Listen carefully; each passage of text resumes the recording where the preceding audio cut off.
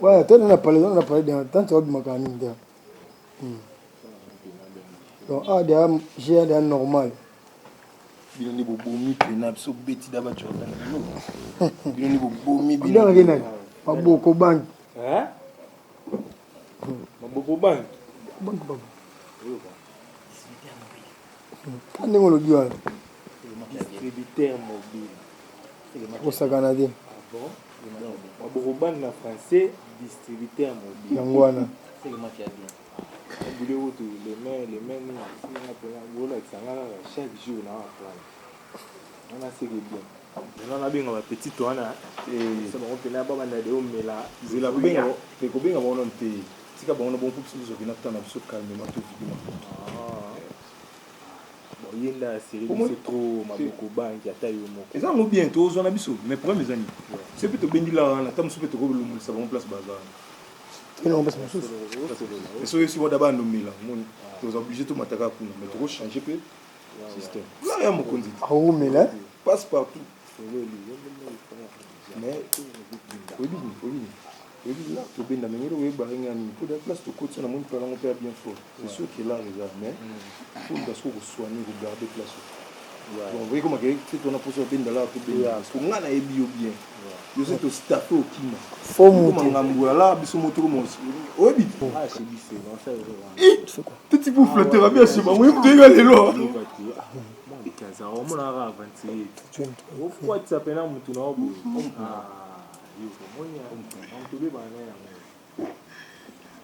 Ah bon, moi, pas maman, tu es bien les animaux. J'aime pas les bosses de défater. C'est aussi quoi? Il y a Zarata Kimara. Et comment on a Mewana. Mewana. Amela Kima. Bon, il y a chez Bino Tepoine. Mais on a tiré là, Luxa, Bisso. Non, la banque a bien monté, c'est là. Tu es tout banni à code pour petit comprendre. N'écoute pas ça, hein? Pour le méga pas ça. Il faut tuer les oreilles. Pas écouter ça. Dis ça au moins, là, le gars va monter. Ça peut être l'air. Il y a mon angakati. Tu as compris? Oui. Tu es français, on a beau regarder français, Vous êtes aussi en bois, on a raisonné de ça va. Ça va bien. et foot à Marango, on a vu l'homme qui est. Yo ko baraté surtout ba mambo foot to ibani bien. Tala, on a assuré Bino, le foot à ma. Ça calme. Adam pana. Ah, mpana. To kima ba rompu bwana. Surtout un point. Yo fou, Bima. Tu as toujours un transport aux hommes à parler. Tu as toujours un colo. On va nous un rond-point. Le lopena, Attends, toi c'est tant dire, tu vas blague. Oh, tu suis, tu zone ici. C'est na rond. Tu beba na pamba. Ah. OK. Mais il faut que nous résoudre les niveaux de salaire. Solo, c'est toi journalier. Yo je ne comprends pas. Bien. Le bien c'est un chantier.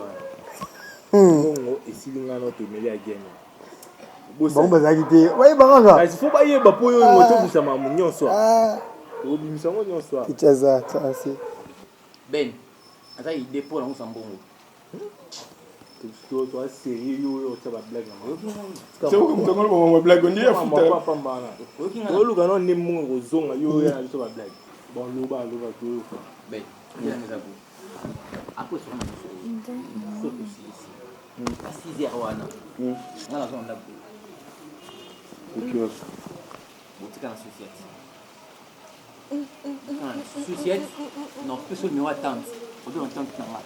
Et non Arnaud Agnès soirée, papa si la Burundi, la police est joué pour nous.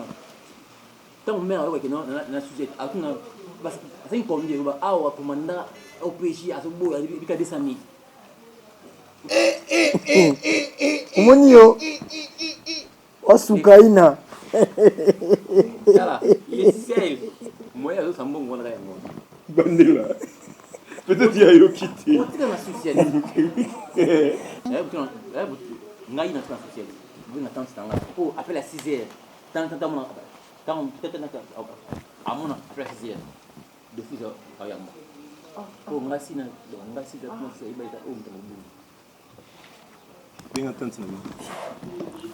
Appelle ta mère. Message à Madame Sirène.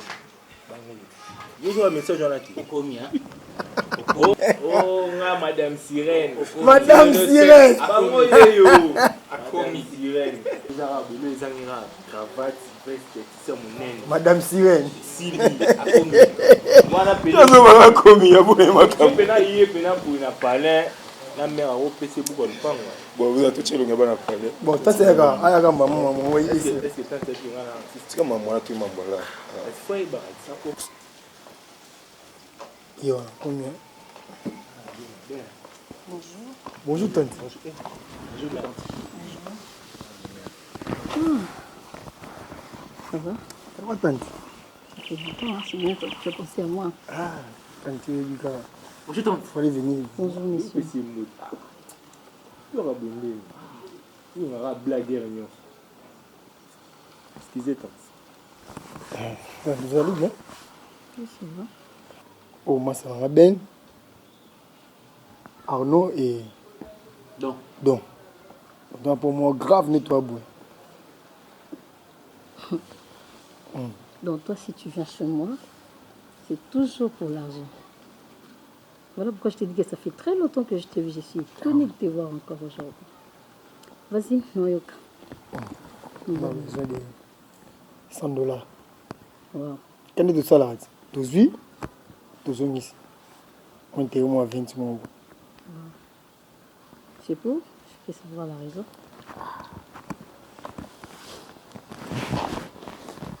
Toi, Christophe.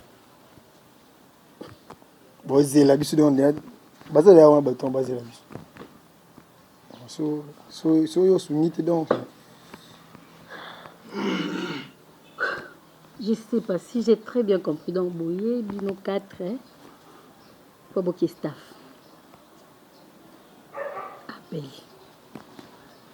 Abel. Tante. Abel. J'ai comme l'impression yo kali sauter. Mon fils. Est-ce que tu te rends compte de tout ce que tu dépenses dans ta vie? Donc, Abel, tu es venu chez moi accompagné de tes amis, des bels hommes que vous êtes, avec la force que vous avez. Dans Bongo Bozo Luka, c'est pour aller staffer avec. Mon cher fils, quand est-ce que tu comprendras la vie? Quand est-ce que tu auras la conscience de la vie? Abel, quand je te donne un billet de $100 pour aller staffer avec, et demain tu reviendras me payer les $100 avec quel moyen? On les copes, non? Ok. Je peux les demander quelque part. Tes copes là et permettre les lots à $100. Demain de copier ça on de lots à $100 pour me payer. Obligé, tante. On fout. Mais non. Abel, tu me fais trop de la peine, hein? Trop de la peine, Abel. Tu prends les $100, Bokibo Tumbi. Et tu reviens encore au défi Moussoussou. Et on va où? Tu vas où avec ça? Avec cette vie-là. Demain, tu reviendras, tu manques. Le lendemain, tu manques. Je comprends pas la jeunesse d'aujourd'hui, Ngaï. Ok, Otumambongo Masanga. Elle est lobby na tongo souffrir, ou la linzala. Jeunesse. Est-ce que tu vu le mot le occupé mon lobby, le baiser Nzambe. Ah! Donc, Bino Soboza, une belle makasi, beaucoup de luka misala te. Beaucoup, moi je vois des jeunes garçons bâtir moi cabine na coin. Na vous allez na quand tu viens me dire tante donne-moi $100 na ngina fongola ta cabine. Tu n'as pas pote non c'est pas ma cabine soit ndeni soit. Donc Bino ban belle makasi, vous cherchez l'argent pour beaucoup que staffer nango. Osez la biso. Est-ce que tu sais que Congo lobby zabino? Abel, savez-vous que Boza, vous êtes la force? Il y a Congo lobby. Si aujourd'hui vous n'arrivez pas à prendre votre vie en main, qu'est-ce que vous allez devenir demain? Qu'est-ce que vous allez devenir demain? Tu as déjà entendu quelqu'un vivre et puis dire merci pour ce qu'il a eu à faire? Tu as déjà entendu quelqu'un me la massangé belé et puis le lendemain on a qui n'a pas on va dire merci? L'ambiance ne paye pas. L'ambiance ne paye pas, mes jeunes frères. L'ambiance ne paye pas. Soyez plutôt conscients de ce que vous êtes. Construisez vos vies pour que demain vous soyez des gens dans la société. Voilà pourquoi aujourd'hui, notre pays, vous voyez comment est-ce que nous évoluons? Parce que vos têtes là est remplie d'alcool. Au bébé si moutou non masanga, lobby chance et sourire au commis la place moko et tu ne sais quoi faire parce que tu n'as pas pu préparer ton avenir. L'avenir ça se prépare maintenant. Maintenant. C'est là qu'on prépare l'avenir. Si vous pensez qu'à l'ambiance, vous ne savez pas investir, vous ne savez pas chercher de l'argent, qu'est-ce que vous allez devenir demain? Je ne parle pas qu'à toi, à vous trois là qui sont venus. Donc vous cherchez de l'argent pour aller faire de l'ambiance. Au Meli Masanga et puis le Binatongo, au Lamu Kyozanza. Alors que vous pouvez très très bien prendre votre vie en main.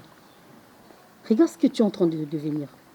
Ah ben tu n'as plus la santé à cause de l'alcool. As-tu entendu quelqu'un ambiance et remercier? Tout ce que vous êtes en train de dépenser chaque jour là. On avait fait ceci, on avait fait cela. Si vous prenez cet argent, vous allez économiser dans un mois. Vous êtes beaucoup mana combien? Vous êtes en train de vous appauvrir et puis vous allez enrichir tous ces gens-là qui vous vendent des alcools. Abel, je suis très désolée. Très désolée. Je n'ai quoi à vous donner. Abel, qu'est-ce que tu sais faire dans la vie? Qu'est-ce que toi tu sais faire dans la vie? Monsieur, qu'est-ce que tu sais faire dans la vie, toi? Ce que je fais. Oui. Je dors, je me réveille, je mange. Tu sais faire quoi, monsieur? Tu es capable de faire quoi, toi, dans la vie? Tu fais la musique. Et toi, monsieur? Qu'est-ce que toi, tu sais faire? J'ai des projets. Des projets? Quels projets? Des idées. Des idées. Abel, tu vois mon argent? Je ne jette pas mon argent par la fenêtre. Non, ça non. Si tu as envie de mon argent, moi j'investis dans la vie des gens qui ont des projets. Amenez-moi vos projets. Tante, regarde, j'ai fait ça. Je vais accomplir ça. C'est alors que je vais te soutenir. C'est alors que je vais te porter ma main forte. Ramenez-moi des idées. Tu as dit tu as des idées. Ramenez-moi vos idées. Mettez ça sur papier, ramenez-le-moi. C'est alors que je vais vous donner je vais vous aider. Non. Donnez mon argent pour aller prendre de l'alcool, pour aller staffer avec là, je suis désolée, Abel. En tout cas, que ce soit ta dernière fois, ne me ramène plus tes amis pour me demander de l'argent pour qu'il y ait staffer. Je suis vraiment désolée pour vous. Très désolée.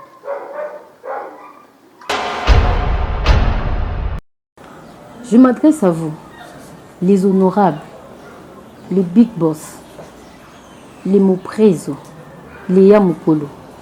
Pensez-vous vraiment en donnant de l'argent à la jeunesse, vous investissez en eux ou vous détruisez leurs avenirs? Il y a tant de jeunes qui veulent continuer les études. Par manque de moyens, ils ne peuvent pas continuer. S'il vous plaît, investissez dans des projets. Dénichez les potentiels qui se sont enfouis en eux pour bâtir un Congo plus beau qu'avant. Je suis Congo, tu es Congo. Nous sommes Pourquoi nous entretuer à cause de nos idéaux? L'intérêt commun, c'est le Congo. Congo c'est toi, Congo c'est moi, Nous sommes Congo.